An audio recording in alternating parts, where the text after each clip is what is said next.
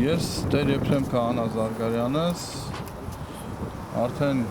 շուրջ 20 տարիներ ծառայում եմ Սանկտ Պետերբուրգի հայկական եկեղեցիներում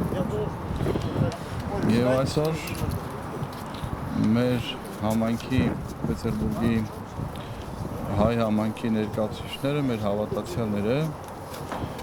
ինձ խնդրեցին, որպեսզի միասնաբար աղոթենք եկեղեցում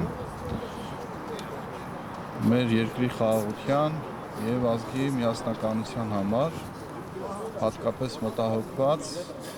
որովհետեւ այս օրերին այստեղ է Հայաստանի վարչապետը պարոն Փաշինյանը եւ հանդիպում է անցկացնելու համայնքի ներկայացուցիչներից ոմանց հետ, անշուշտ ընտրովի միայն նրանք երևի, ովքեր որ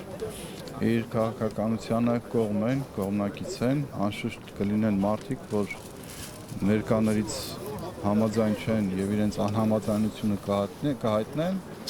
բայց ուզում ենք փոխանցել, որ այստեղ հավաքված ժողովուրդը եւ նաեւ Ռուսաստանաբնակ շատ հայեր դժգոհ են այն քաղաքականությունից, որ որդեգրել է հիմա Հայաստանի ղեկավարությունը հանդեպ հայ եկեղեցու, հայ հոգեվորականների, նաև բարեպաշտ հայրենիների, այդ թվում նաև բարեգործ, օրինակ Սամվել Կարապետյանի եւ այն գաղափարախոսությունը, որ ինքը քարոզում էր ի սկզբանե իշխանության գալով, դեռ այն ժամանակ ցավոք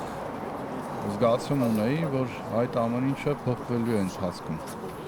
Ժողովրդին պետք էր ոտքի հանել, որպես իշխանության գա, այդպես էլ վարվեցին եւ իրենց գաղափարախոսությունը եւ իրենց ցանկությունները եւ այն հույսը, որ ներշնչում էին մեր ազգին, ցավոք այս տարիների ընթացքում բոլորը իդերև եղան եւ մենք տեսնում ենք հակառակ ընթացքը, որ հատկապես այս իշխանության օրոք ամբողջ հայ ազգը բաժանվել է եւ բաժանվում է։ Սա մեծ մտահոգություն է, որովհետև ընդհակառակը միշտ ասում եմ, տանտերը հոգում է, որպես իր ընտանիքում համաձայնություն, համերաշխություն, սեր, խաղաղություն լինի։ Իսկ այսօր բոլորս վրդոված ենք, բոլորս անհանգիստ ենք եւ այսօրվա հավաքը նույնպես դրա վառ վկայությունն է, որ մենք մտահոգ ենք իսկապես։ Այն ուղուց, որով տանում է մեր ազգին այսօրվա իշխանությունը, վախ ունենք, թե այդ ուղին մեզ ուր է տանելու արդյոք, երբ որ մենք հրաժարվում ենք մեր ազգային արժեքներից։ Սա մեծ ցավ է, մտահոգություն է եւ իսկապես այսօրվա մեր հավաքը, մեր աղոթքն է, որպեսզի Տերը փոխի նրանց սրտերը, հապկացնի, մեղմացնի եւ ամեն ինչ փորձեն խաղաղությամբ շտկելու, համերաշխությամբ շտկելու։ Շնորհակալություն։